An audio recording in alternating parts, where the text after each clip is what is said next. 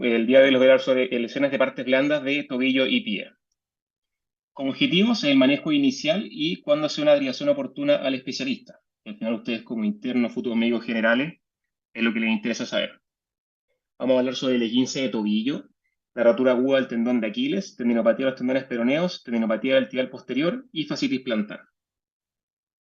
El esguince de tobillo es la lesión ligamentaria más frecuente de todo el cuerpo. Todos lo vamos a cursar alguna vez. Es tanta prevalencia que no hay tanta evidencia al respecto y es súper poco consistente. Habitualmente se habla del compromiso ligamentario lateral cuando hablamos de esguince de tobillo, pero hay que tener en mente que no es solamente el complejo ligamentario lateral que se puede lesionar. También existen los esguinces altos, que son compromiso de la sindesmosis, y el esguince del tobillo, que sería esguinces mediales, que son bastante poco frecuentes, habitualmente se asocian al compromiso ligamentario lateral. El diagnóstico de esto es principalmente clínico. La radiografía la usamos solamente para descartar fractura y la ecografía prácticamente no la necesitamos para hacer el diagnóstico. Desde el punto de vista anatómico, lo relevante en el esguince de tobillo, los esguinces laterales, son el ligamento peroneo esternino anterior, que estoy mostrando acá con mi mouse, el ligamento peroneo calcáneo, el peroneo esternino posterior, y también acá podemos ver parte de la sindesmosis, son 4 ligamentos, pero se muestran 2, el tibiofibular anterior inferior y el posterior inferior. El mecanismo lesional típico es una inversión forzada. Habitualmente se da en pacientes que hacen actividades físicas de impacto, o que tienen que saltar o cambiar direcciones, como son fútbol, básquetbol, rugby, entre otras cosas. La evaluación inicial, lo principal de lo que tener en mente es que hay que descartar una fractura. Están descritos los criterios de Ottawa, ustedes los pueden revisar, me imagino que la gran mayoría de ustedes se los saben. Estos criterios simplemente se basan en palpar las prominencias óseas y ver en qué paciente vale la pena pedir una radiografía para descartar una fractura. Ahora, si es que estamos en una urgencia o estamos con muchos pacientes o tenemos pocos recursos, es muy útil estos criterios, pero si es que estamos entre un centro que no hay tanto paciente, quizás estamos en una consulta médica, es ideal pedirle radiografía a todos los pacientes. ¿Por qué esto? Porque los pacientes, si bien ya salimos del contexto de urgencia, contexto de que está muy atochado todo el sistema, los pacientes habitualmente también van con una sensación de ansiedad de saber qué es lo que está pasando y muchas veces no se quedan tranquilos solamente con el examen físico y ellos quieren radiografía. Por lo menos con mi práctica clínica, yo trabajo en el Hospital Clínico de la Universidad de Chile, donde es un centro que tenemos muchas subespecialidades, la urgencia nunca está tan atochada, yo no trabajo en urgencia, trabajo en el centro médico, y los pacientes siempre van con un poco más de ansiedad y con las ganas de que yo los mande a rehabilitarse eh, más que otra cosa. Entonces, al final, hay muchos de ellos que les pido radiografías para que se vayan tranquilos, pero si es que ustedes me dicen, trabajo en un centro con un alto volumen de pacientes, no hay tantos recursos, en ese caso estaría indicado sobre los criterios de Ottawa para saber a qué paciente le daría una radiografía o no. El manejo inicial, la kinesioterapia motora. En todos los casos, esto significa movilización y rehabilitación precoz, uso de analgesia multimodal para que el paciente se vaya con menos molestia y pueda hacer una kinesiología adecuada y frío local. Nunca, jamás inmovilización. Se puede hacer una inmovilización funcional, como iría a hacer las toalleras con barras laterales o estos grip dobles en los 15 de tobillo grado 1. No usar bota ni tampoco yeso. Esto porque va a entorpecer lo que es la rehabilitación, va a hacer que los pacientes queden más rígidos y se mueren más tiempo en poder rehabilitarse. ¿Qué pasa en aquel contexto de estos pacientes? Es típico, se ve siempre en la consulta, que ya el paciente me dice, doctor, ya llevamos 20 sesiones de kinesioterapia motora y sigo con molestias e inclusive siento que el tobillo está inestable. Llegan bastante ansiosos, bastante tristes, algunos con una cara así parecida a este conocido sujeto. Aquí hay que ser los pacientes y hay que tener en mente que no existe el esguince crónico del tobillo. Todas las complicaciones y o lesiones asociadas al esguince de tobillo. Pueden ser una inestabilidad mecánica, los pacientes van a referir que sienten que el tobillo les falla, que frente a superficies irregulares como que no anda todo del todo bien, siente que el tobillo está un poco inestable, como bien lo dice la patología. Un pinzamiento de tobillo que puede ser de parte blanda o puede ser también óseo. Esto habitualmente ocurre cuando hay múltiples esguinces a repetición y los pacientes refieren a un dolor más anterolateral, donde estaría la gotera lateral del tobillo. Aquellos pacientes que también presentan la lesión osteocondral del talo son pacientes que de la nada se les inflama el tobillo, ya estando en rehabilitación, obviamente, y son pacientes que describen un dolor como profundo que empeora frente a la carga axial. Y también está la lesión de los tendones peroneos, que también puede ocurrir en un momento agudo, pero son pacientes que se quejan de un dolor más bien posterolateral en relación a donde estaría el maleo lateral. En todos estos casos, yo voy a derivar. Entonces, en pocas palabras, si es que un paciente lleva 20, 30 sesiones de kinesiología, una buena analgesia y no se mejora, sigue con molestias, ese es el paciente que ustedes tienen que mandar con el traumatólogo. Sigamos con la rotura del tendón de Aquiles. La incidencia es de 18 cada 100.000 habitantes año. El tendón de Aquiles es el tendón más grande del cuerpo. Esta lesión ocurre más frecuentemente en aquellos pacientes entre 30 a 40 años que se les describe como los weekend warriors, que son aquellos que no son físicamente activos, pero simplemente están haciendo deporte los fines de semana, pichangas, cosas así, el paciente habitual que te llega a la consulta médica con este tipo de lesiones. El diagnóstico es principalmente clínico, no necesitamos imágenes, no necesitamos ni ecografía ni resonancia. Estos pacientes lo que escriben habitualmente es que están haciendo alguna actividad física, van a empezar a hacer como algún pique o empezar algún movimiento de aceleración y sienten como un piedrazo en la región posterior donde estaría el tobillo. Habitualmente dicen que se dan vuelta buscando a ver quién les pegó para pegarles de vuelta o a lo que ellos habitualmente dicen y se dan cuenta que no hay nadie. Estos son los pacientes que habitualmente nosotros pensamos que tienen una rotura del tendón de Aquiles. La anatomía, el tendón de Aquiles es una confluencia de dos músculos distintos. Tenemos los gastrocnemios, mal conocidos como gemelos, y el sóleo, que se ve acá, que es un poquito más profundo. Estos músculos, a medida que van bajando, se juntan y forman lo que es el tendón de Aquiles. Se insertan acá en el calcáneo, la tuberosidad del calcáneo. Y como pueden ver también, acá hay una parte vascular súper importante que nos explica un poco por qué ocurre esta rotura del tendón de Aquiles. Tenemos que por medial esta arteria tibial, la arteria tibial, que da irrigación al tercio más proximal y el tercio más distal del tendón de Aquiles. Y por el lado lateral está la arteria peronea, donde da irrigación a la parte más central del tendón de Aquiles. Acá, como se puede ver en la imagen, en este tercio, en el tercio más o menos medio distal, hay una zona que es hipovascular. Y aquellos pacientes con 30, 40 años, donde ya están un poco más desgastados los tendones, por así decirlo, y una zona que es más hipovascular, es donde se tiende a romper el mismo. El mecanismo, como les decía, es un paciente que va a comenzar una fase de aceleración y al empezar con la fase de aceleración siente este piedrazo. Inclusive algunos pacientes creen que lo escuchan, que se escucha en toda la cancha y dicen, oye, ¿qué te pasó? Te dieron un piedrazo de lejos y no, al final es el tendón de Aquiles que colapsa y se rompe nomás. La evaluación inicial, el signo más sensible de todos, el que podemos ver acá a la izquierda, se llama signo de Matles, que como pueden ver en el pie izquierdo del paciente, el tono flexor plantar se ve bien. No así en el pie derecho, disculpen, del paciente, que el tono flexor plantar se pierde, y esto es porque el tríceps oral se ve comprometido y no hay nada que haga contra fuerza de la gravedad. El gap visible es bastante poco frecuente. Estos pacientes cuando llegan tienen harta inflamación y no se puede ver el gap, pero sí se puede palpar. Se palpa el gap y el paciente describe que es doloroso. También tenemos este signo que todos lo conocemos, el signo de Thompson. Si bien lo usamos, lo hacemos, hay que tener en mente que da falsos negativos. ¿Por qué esto? Pues el plantar delgado, que es este musculito chiquitito que no todos los pacientes tienen, pero que al final tiene un trayecto relativamente similar a lo que es el gastrocnemio. A medida que va bajando, pasa por la rodilla y se inserta acá en la tuberosidad del calcáneo. Este plantar delgado hay muchas veces que nos puede dar un falso positivo, falso negativo, disculpen, el test de Thompson. Por eso el test de Thompson, si bien se hace, no es el más sensible. No así el signo de Matles, que el plantar delgado está tan penquita que no alcanza a dar el tono flexor plantar que hay el otro tendón. El manejo inicial, Botacan Walker con cuñas, es que tenemos los recursos, o un paquete de compresas que son un poquito más baratas. Esto es para dejar el talón en equino, dejar una flexión plantar, cosa que el tendón de Aquiles se retraiga lo menos posible. Si es que no hay bota, podemos usar un yeso bota corta en equino también, que es una opción. Y lo otro importante es pensar en la anticoagulación. La incidencia de trombosis en estos pacientes es altísima. Ahora, hay que tener en mente que estos pacientes, por lo menos acá en Chile, se operan, la gran mayoría. Entonces, estaría indicado usar heparina bajo peso molecular o enoxaparina, pensando en que se puede suspender el día antes y hacer la cirugía el día después sin ningún problema. Eviten el rivaroxaban porque son pacientes que hay que esperar 4 o 5 días antes de operarlo y nos va a entorpecer un poco el manejo quirúrgico. Estos pacientes, frente a la mínima sospecha, derívenlos. Si es que se equivocan y un desgarro muscular, nadie se va a enojar. Esto porque el manejo mal realizado en estos pacientes es desastroso. En Chile tenemos, en toda América, en verdad, no solamente en Chile, también en Norteamérica, tenemos la desventaja en comparación con los europeos que no tenemos tantos kinesiólogos, no hay tanto técnico de yeso, y por lo mismo nosotros manejamos siempre de forma quirúrgica la rotura del tendón de Aquiles. En casos muy seleccionados no lo hacemos.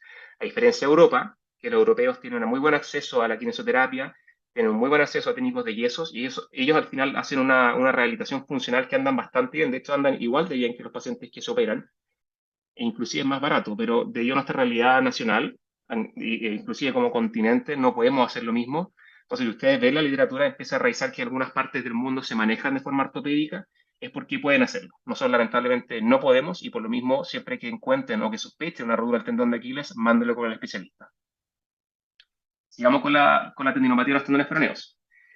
Esta patología es una patología degenerativa que habitualmente ocurre por sobreuso, es muy frecuente en corredores y ellos van a describir un dolor que está ubicado en la región retromalular y que aumenta frente a la versión contra resistencia. El diagnóstico es clínico. Nosotros pedimos imágenes, de hecho, los pedimos como especialistas, solamente en el caso de alguna sospecha de alguna patología, no las pedimos nunca de entrada.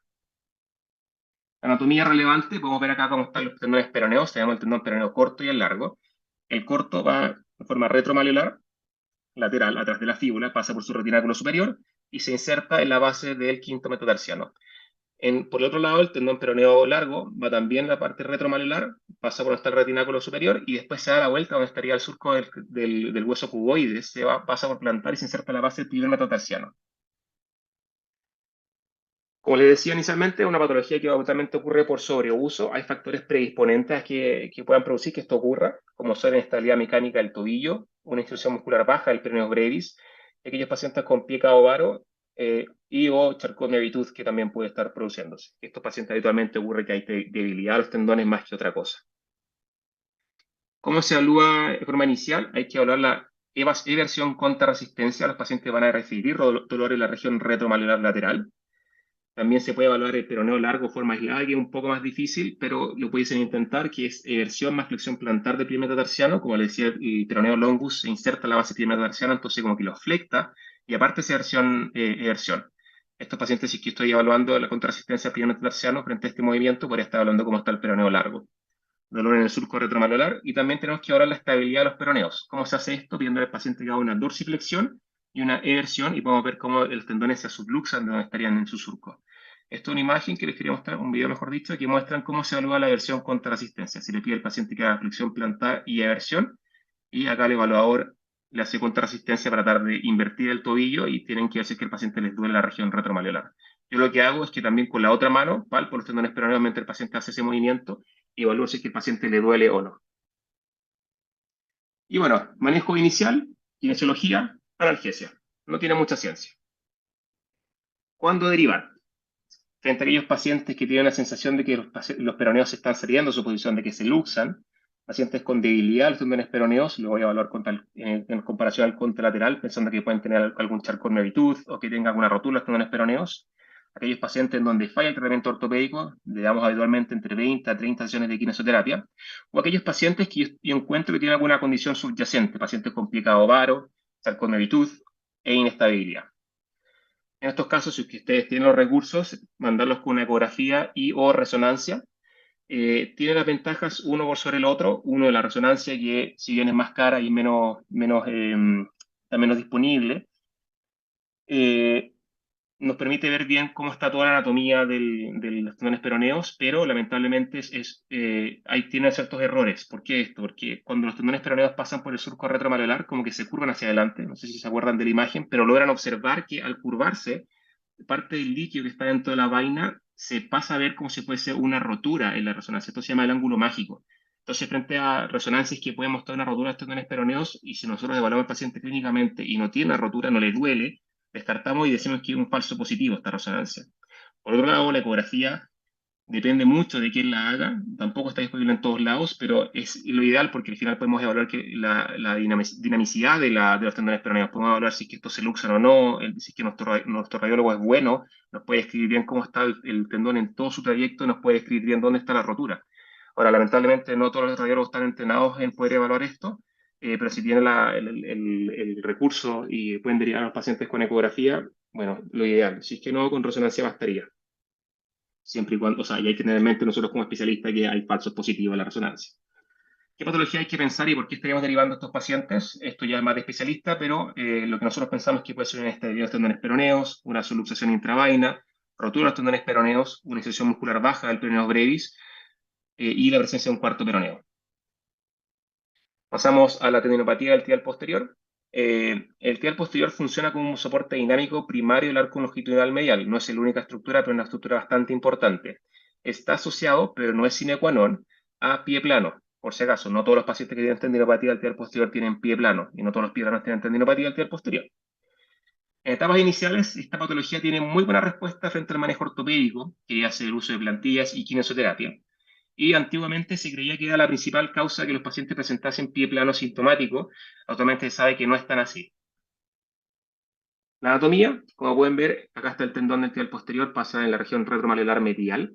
Este tendón tiene 9 inserciones, tiene 3 haces principales, donde la media es la que se inserta en el hueso navicular, que iría a ser la principal. Ustedes simplemente tienen que saber que se inserta en la navicular, el resto de las inserciones son más para el especialista. En la evaluación inicial tenemos que ver cómo está la alineación del retropié. Como pueden ver en esta imagen de arriba, en el esquema se puede ver un retropié normal, donde está el eje del talón, que se ve no tan alejado al final del eje de la línea media de la tibia. En VAR debería ser aquellos pacientes que el retropié se va más hacia medial y en el valgo se va más hacia el lateral. Acá se pueden ver un signo que se llama too many toes, donde vemos demasiados dedos, por así decirlo, que al final son aquellos pacientes que está describiendo que tenemos un pie plano. En el caso del pie de cabo varo, se puede ver que los dedos no se alcanzan a ver en comparación a lo normal y al pie plano valgo. Esto se llama signo de peekaboo sign, que es como cuando están escondiendo las cosas. También tenemos que hablar cómo está el arco longitudinal medial. Acá se puede ver un arco normal y frente a este paciente que tiene un arco plano. Y lo otro importante a ir a evaluar es el Single Heel Rise Test, en donde se va a hablar si es que el paciente tiene una insuficiencia del tibial posterior o si tiene un pie plano o algo rígido. ¿Qué se hace? Se le pide al paciente que se pare con ambos pies en punta de pies y vemos cómo se comporta el retropié. Ahí estamos viendo si es que el retropié está móvil o no. Que igual después hay que examinarlo con el paciente sentado, pero es un approach inicial. Y después se le pide al paciente que se ponga en punta de pies solamente con el pie comprometido. Si es que no logra invertir el retropié, si no logra quedar en varo el retropié, estaríamos pensando que tiene insuficiencia del tibial posterior. Y lo otro es ir a evaluar el dolor en la región retromaleolar medial. ¿Cómo se evalúa? Me pido al paciente que haga una inversión más flexión plantar contra resistencia, como muestra esta imagen. Ahí el paciente le hace la inversión y le hace contra resistencia y le está palpando también el tibial posterior. Así es como estaríamos evaluando si es que el paciente tiene dolor en la región del tibial posterior. Manejo inicial, plantillas tipo UCL, sobre todo aquellos pacientes con pie plano y kinesiología. Y como pueden ver acá estoy mostrando las plantillas, cómo funcionan. Las plantillas simplemente van a corregir la pisada. Lo que hacen es corregir el retropié. Se puede ver que el pie está en valgo, está para afuera. Tiene una cuña posteromedial donde van a levantar esta zona para intentar corregirlo y le van a dar un soporte longitudinal medial al arco que iría a relajar el tibial posterior, ambos movimientos. Cuando los derivan, ¿cómo es lo ideal? Frente a la derivación, más que nada para ahorrarle tiempo al paciente y ahorrar recursos y no mandar cualquier radiografía. Son radiografías de pie, siempre bilateral, pero con carga monopodal. Proyecciones AP, oblicua y Saltzman para poder ver el eje del retropié. Y la radiografía de tobillo también bilaterales con carga monopodal, proyecciones AP, lateral y mortaja. ¿Por qué carga monopodal y no con carga bipodal? Porque los pacientes habitualmente cuando tienen alguna patología en el pie comprometido tienden a cargar menos el pie comprometido y se tiende a falsear la deformidad. Entonces, frente a eso, siempre carga monopodal y evaluar de esta forma las radiografías. Y si se puede, si que están los recursos, pedir también una resonancia del tobillo y pie para ver cómo está el tibial posterior y el spring ligament, que son cosas más de especialista, pero también nos sirven mucho. Y finalmente, la tan conocida fascitis plantar, una patología de muy alta prevalencia que según la población se cree que está entre casi un 1% hasta un 30% de los pacientes que trabajan en la construcción. Es súper frecuente. Clínicamente los pacientes van a referir dolor de la planta del pie que está presente frente a los primeros pasos o frente a aquellos pasos que ocurran después de haber estado en reposo de forma prolongada. Donde la región donde se inserta el tendón de Aquiles, disculpen, en la fase plantar quería ser la tuberosidad del calcáneo y también puede doler el arco longitudinal medial. El diagnóstico es clínico, es dolor en el proceso medial de la tuberosidad del calcáneo y tiene muy buen pronóstico frente a respuesta al manejo conservador. La anatomía, como les describí, se inserta de las placas plantares, parte de la falange y las articulaciones metatarsofalángicas, base proximal y se inserta acá en la tuberosidad del calcáneo. Y después de insertarse acá la tuberosidad del calcáneo, tenemos que tener en mente que se conecta también con lo que sería el tendón de Aquiles y el gastrocnemio y el sóleo. Todo este complejo posterior está conectado. ¿Por qué es importante? Porque hay muchos pacientes que tienen acortamiento del tríceps oral, quería ser la causa de por qué se produce la fascitis plantar. Es todo un continuo, si bien no es que el tendón y el ligamento se continúen, pero sí están conectados por lo menos desde el punto de vista biomecánico. ¿Cuáles son los factores predisponentes? Obesidad, disminución de la dorsiflexión, como les contaba, una contractura del tríceps oral, aquellos pacientes que realizan actividad física de impacto, pacientes con pie cao y uso de zapatos de seguridad. El manejo es por médico general. Esta patología rara vez debería ser vista por un especialista. Primera línea, analgesia y quinoterapia motora, que se basa principalmente en elongar el tríceps oral y la fase plantar. Terapias de silicona que van a aliviar más que nada la inflamación y la inserción donde está el tendón, disculpen, la fase plantar. y ejercicios, que lo voy a mostrar en la diapositiva siguiente, cuáles son los ejercicios que tienen que decir al paciente que haga. Como segunda línea, la primera línea más uso de férula nocturna. La férula nocturna tiene que usar la vía por medio, ir cambiándose de pies. La férula nocturna actúa en la siguiente forma. Lo que hace es evitar que el paciente haga flexión plantar cuando está durmiendo. Cuando dormimos, la posición de descanso final es una flexión plantar. Entonces la férula nocturna evita eso y hace que el tríceps oral se elongue con mayor facilidad. Y como tercera línea es la segunda línea más el uso de ondas de choque radiales de baja intensidad, que no más allá de una sesión por semana porque es bastante doloroso, se deja habitualmente 5 sesiones, más las quiere, más el resto de las cosas que les conté. Y ya si todo eso falla, ahí recién pensar en mandarlo al traumatólogo general. Estos son los ejercicios que tienen que mostrarle a los pacientes y tienen que hacerlo todos los días que no vayan al kinesiólogo, donde se puede ver que estamos elongando tanto la fase plantar como el tríceps oral, elongación del tríceps oral, el típico pelotita, tenis o una botella con agua congelada para que el paciente también elongue un poco la fase plantar, al igual que en esta imagen como se está mostrando. Como conclusión, las lesiones ligamentarias del tobillo se diagnostican con la mano, no necesitamos ni ecografía ni resonancia. Si usted va a mandar al paciente, lo van a derivar porque ha fallado con la kinesiología, llevamos 20, 30 sesiones y sigue con molestias, ahí mándenlo con exámenes, pero no lo hagan para hacer el diagnóstico, no nos sirve. El diagnóstico es clínico. El esguince de tobillo, lo principal es descartar la fractura, dependiendo del contexto en donde estén, si está en una urgencia que está muy atochada o si tienen pocos recursos, use los filtros de agua, y si no, idealmente ir a una radiografía para descartar cosas chicas. Y también lo importante, la movilización precoz. El esguince crónico no existe, es un diagnóstico mal hecho. Hay que pensar que se nos pasó alguna lesión, que son habitualmente es muy difícil verlo en un comienzo, que son pacientes que les duele todo, es difícil saber si tienen estabilidad, es difícil saber si tienen compresión de los tendones peroneos. Son pacientes que no están respondiendo bien en la kinesiología y son aquellos pacientes que tienen que mandarlos con algún especialista. Y frente a la mínima duda de que vamos a estar frente a una rotura del tendón de Aquiles, derivarlo de forma precoz, como les dije, los resultados son bastante desastrosos, por lo menos acá en Chile.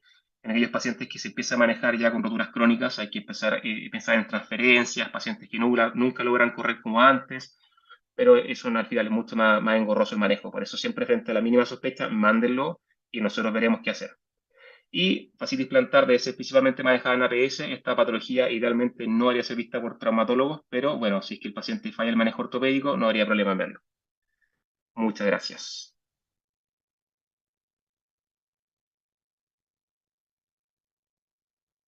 Muchas gracias a usted, doctor, por la excelente presentación. Ahí ya se están manifestando todos con sus reacciones. Y abrimos ahora el espacio para todas las consultas que tenga la audiencia, porque de hecho ya hay preguntas acá en el chat. ¿Se las voy leyendo, doctor? Sí, por favor. Ya. La primera dice, en ocasiones llegan pacientes a Vox con ecografías que informan rotura parcial del tendón de Aquiles. ¿Esos casos se tratan solo con kinesioterapia? Muy buena pregunta al que lo hizo y muchas gracias por hacerla. No existe roturas parciales del tendón de Aquiles. Habitualmente se rompe el tendón de Aquiles y quedan un par de maguachas ahí, un par de fibras que están conectando, que son muy poco funcionales. Frente a eso, ustedes lo dirían inmediatamente al especialista. Se pasa esto 25% de la rotura del tendón de Aquiles, es súper alto y es habitualmente por esta la causa. Les piden ecografía, gente que no sabe, no hacen bien la evaluación, ver cómo está el tono del tendón de Aquiles, el MATLES test, que como les contaba, que es lo más sensible. Y por eso se pasan al final. De repente hay gallos que no saben, le piden la ecografía, se demoran en tomar la ecografía, se la hacen, llegan después de la semana y dicen rotura parcial. Y efectivamente, si uno le hace la ecografía, va a ver como si, no hay, como si estuviese continuo, pero son un par de fibras que quedan ahí que no tienen ninguna funcionalidad. Entonces, bien, si es que le llega a aparecer eso, mándelo al tiro con el especialista porque es una rotura total. Perfecto, muchas gracias, doctor. Siguiente pregunta. Menciona Daniela que no entendió bien el single leg heel rise. Si lo podría repetir, por favor. Sí, obvio, el single heel raise test lo que hace es al final el tibial posterior, si ustedes traten de imaginarse la inserción, a ver si les puedo mostrar una imagen. Déjeme cargar la imagen primero antes de cualquier cosa. Lo entretenido de todo y pie que es pura biomecánica, entonces ya entendiendo cómo funcionan los tendones y los músculos, como que todo tiene sentido. Voy a intentar mostrarle acá con imagen. Abrir imagen.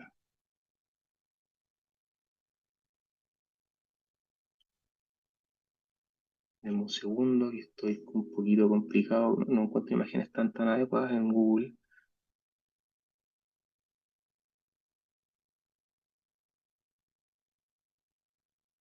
No se Ya, preocupe. Por mientras, como ven en la imagen, está abierto de nuevo el formulario de asistencia para que puedan anotarse los que falten, porque recuerden que es solamente uno por día. ya. Mira, si se pueden fijar acá, tenemos el tendón tibial posterior que pasa por la parte, la región retroparelar medial y tiene, como le decía, 9 inserciones, la principal en el hueso navicular. Estamos viendo por posterior. Entonces, cuando este músculo se contrae, imagínense que todo lo que es el medio pie se va así, al igual que el retropié, se va en varo.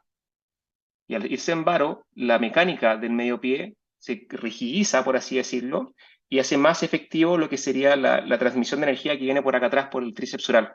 Entonces, el tríceps sural sí va a lograr siempre flectar plantar, pero el medio pie no se va a lograr varizar si es que no tengo un tibial posterior funcional. Entonces, lo que hace al final es pedir al paciente que se ponga en punta de pies. Si el paciente no logra ponerse en punta de pies, estoy pensando que el paciente tiene una disfunción del tibial posterior. Y no es porque tenga una rotura del tendón de Aquiles, que también puede ser una causa, pero es habitualmente porque la biomecánica del medio pie y el retropié no está funcionando de forma adecuada. El tibial posterior no puede varizar el medio pie y el retropié, de forma de que no puede optimizar la energía para que se permita hacer la flexión en puntillas, como se haría con el tendón de Aquiles. No sé si me explico o lo enredé más.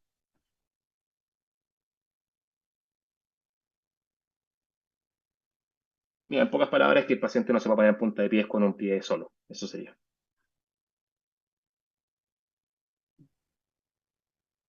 Ya, sí, doctor. Comentan en el chat de que sí se entendió todo. Muchas gracias. Vale, Y vale. tenemos otra pregunta que dice, ¿qué tan tensa debe quedar la férula nocturna en fascitis plantar? En caso de fascitis plantar.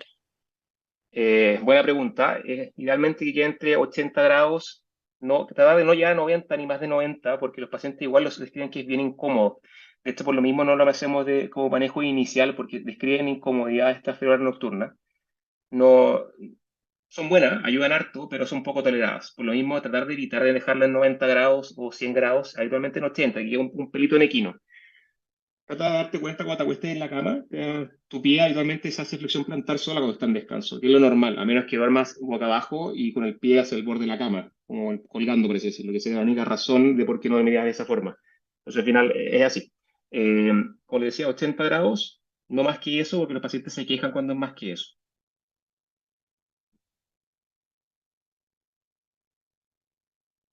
Muchas Ah, gracias, doctor. aplicación para anatomía 3D, sí. Hay una que es súper buena, se llama, de hecho lo ocupaba en la beca, se llama Músculos y Kinesiología, está en Google, en apps de Apple. Te mentiría si es que está para Google, pero si está en Apple, se llama Músculo, y sale músculo, hay distintas opciones, una de ellas es músculo y kinesiología, que como usted bien sabe, los kinesiólogos saben mucha anatomía y se hacen mucho en esto. Entonces, si quieren ver bien cómo se insertan los músculos, cómo funcionan, esta aplicación es súper buena. Pueden ir ahí sacando estructura, agregando estructura, es muy, muy choro. Nosotros como becados de traumatología, cuando hice la beca en la Chile, lo ocupamos harto para entender más o menos al final los abordajes y saber qué es lo más, la tridimensionalidad, lo que leíamos en el libro.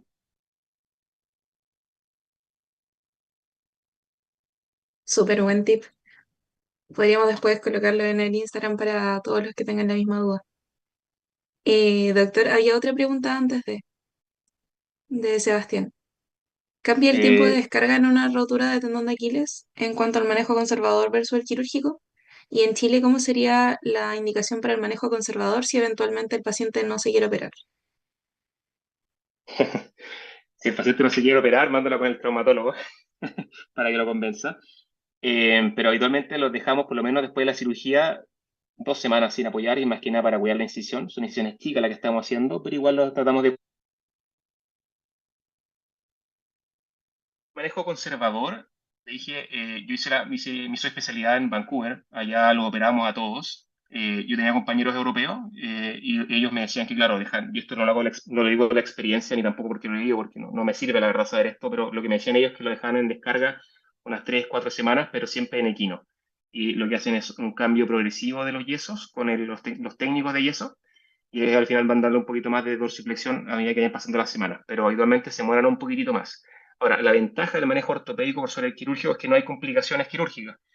Es obvio, pero como que no, es lo que escriben siempre en la literatura, que No hay lesión del nervio sural, no hay infección de vía operatoria, pero en un comienzo se decía que había más roturas. Actualmente se sabe que andan exactamente igual desde el punto de vista funcional.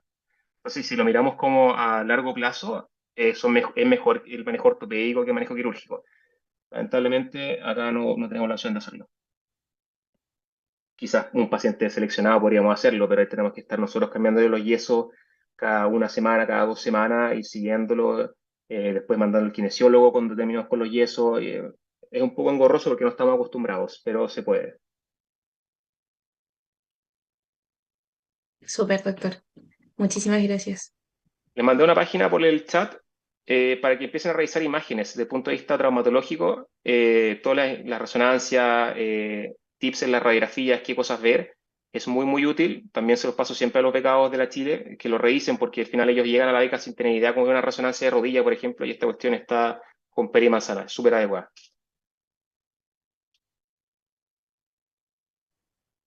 Súper. Muchas gracias, doctor, nuevamente por su presentación.